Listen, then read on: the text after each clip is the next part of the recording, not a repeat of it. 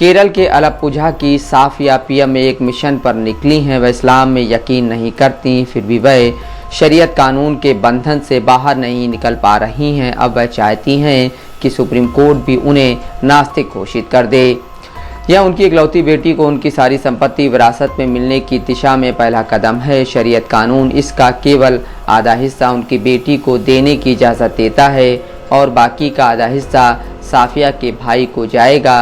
ऐसे समय में जब समान नागरिक संहिता एक गर्म राजनीतिक मुद्दा है, तब साफिया का मामला महिलाओं के प्रति मुस्लिम पर्सनल लॉ के भेदभावपूर्ण तत्वों के बारे में रोशनी डालता है।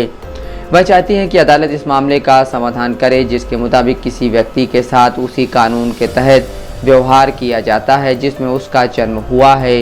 इस मामले में उनका एंट्री पॉइंट विरासत से जुड़ा अधिकार है। वह धर्मनिरपेक्ष भारतीय उत्तराधिकार अधिनियम 1925 का लाभ तभी उठा सकती हैं जब शीर्ष अदालत उन्हें नास्तिक घोषित कर दे।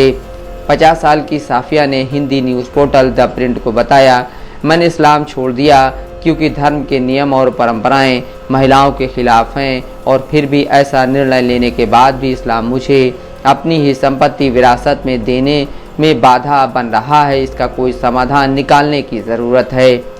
मुस्लिम पर्सनल लॉ एप्लीकेशन एक्ट 1937 के मुताबिक एक मुस्लिम महिला अपने परिवार की संपत्ति के 1/3 से अधिक की उत्तराधिकारी नहीं हो सकती। यदि वह अकेली संतान है तो वह अपने परिवार की संपत्ति का अधिकतम 50% प्राप्त कर सकती है, जबकि शेष राशि किसी पुरुष रिश्तेदार को दी जाती है।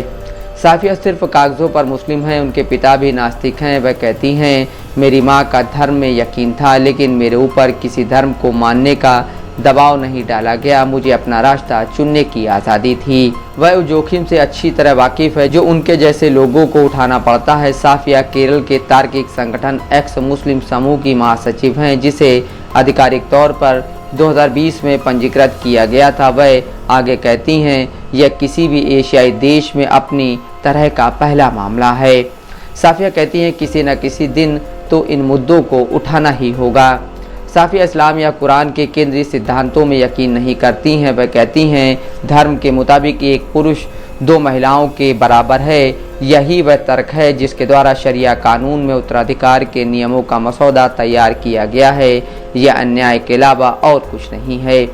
लेकिन वह खुद को नॉन प्रैक्टिसिंग मुस्लिम बताती हैं। मैं अभी भी ईद के लिए नए कपड़े खरीदती हूँ और बिरयानी बनाती हूँ, लेकिन मैं रोज़ा नहीं रखती और नमाज नहीं पढ़ती। इसलिए वह इस लड़ाई को देश की शीर्ष अदालत तक ले गई हैं। साफिया सुप्रीम कोर्ट के समक्ष पहले दायर की गई एक याचिका का भी हिस्सा हैं, जिसका उद्देश्य सर्वव्यापी मुस्लिम पर्सनल लॉ में मौजूद संविधान विरोधी तत्वों को ख़त्म करना और इसे सभी के लिए समावेशी और स्वीकार्य बनाना है। उनके मुताबिक पर्सनल लॉ के कई विवाह, तलाक और गोद लेने जैसे कई पहलू विवादास्पद हैं। उन्होंने विरासत वाले मामले पर फोकस करने का फैसला किया क्योंकि यह 100% मुस्लिम महिलाओं को प्रभावित करता है। सिंगल मदर या अकेली माँ साफिया के लिए विरासत का मुद्दा एक व्यक्तिगत मामला है। उनकी एकमात्र बेटी है और उनकी संपत्ति का आधा हिस्सा व उनके पिता की संपत्ति का 2/3 हिस्सा पाने वाला नौमित पुरुष रिश्तेदार उनका भाई डाउन सिंड्रोम से पीड़ित है। साफिया को अपने स्कूल के दिनों में धर्म की भेदभावपूर्ण प्रकृति के बारे में पता चला। बड़े होते हुए उन्होंने देखा कि परिवार के सदस्य अपनी संपत्ति का बंटवारा कैसे करते हैं। यही वह चिंगारी थी जिसने उन्हें इस्लाम छोड़ने के लिए प्रेरित किया।